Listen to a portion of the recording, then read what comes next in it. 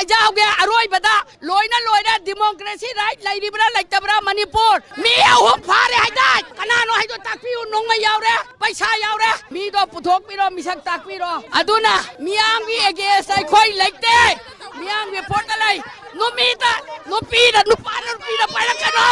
ngasi akhoi tawriba akhoi gi election se democracy right ta akhoi si yamna ne na ta na vote tawgadabani vote thadagadabani haiba kholau mayam ama mamang da laugre adubo sigomba manipur gi oriba lal horiba megi tang ahum dagi bisimina thoktana awa maisa langdana milu pirang piroina na bikham nari gai marak sida election se अखोई की ख्वारमन इमा कैथेन joint coordinating committee दी election सी तौबिगिनो मतम खरे याइथोकपिगो मिसी मिना अवाना ना pick थले अदुना मयाम पुनमक हक्तंगदी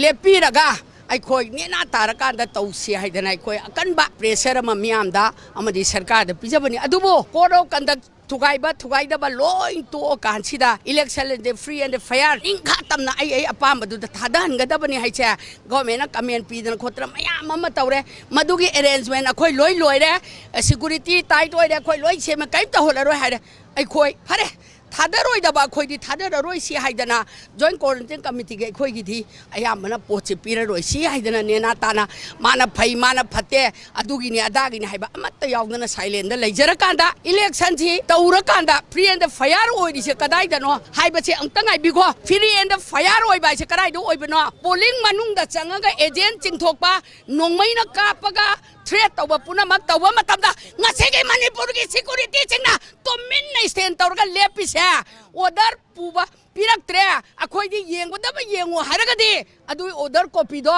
इसा सिंगदसु पाइरमगदी अमता पिबियु पमदरगना पाइरमदरगना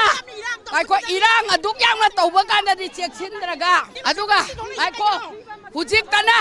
मतमदुदा security आयो अमता हाइजाओगे अरोइबदा लोइना लोइना democracy right लाइरिब्रा लाइतब्रा Manipur पालिबा सरकार ना थुना खंगनबियो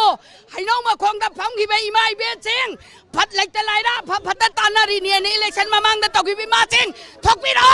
इरांग थोकादा तुमिना लैबे यारोय अदुना क्राइसिस थोइबा पोलिंग सिंगदो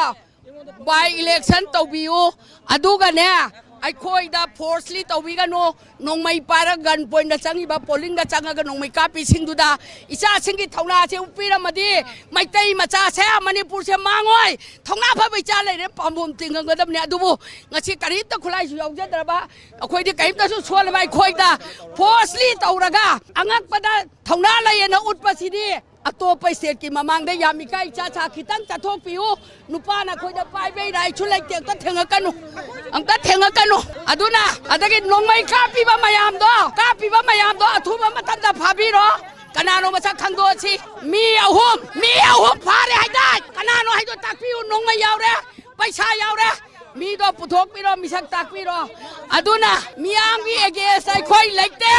मियांगी पोटलै नुमीदा नुपीदा नुपाना नुपीदा पाइरकनो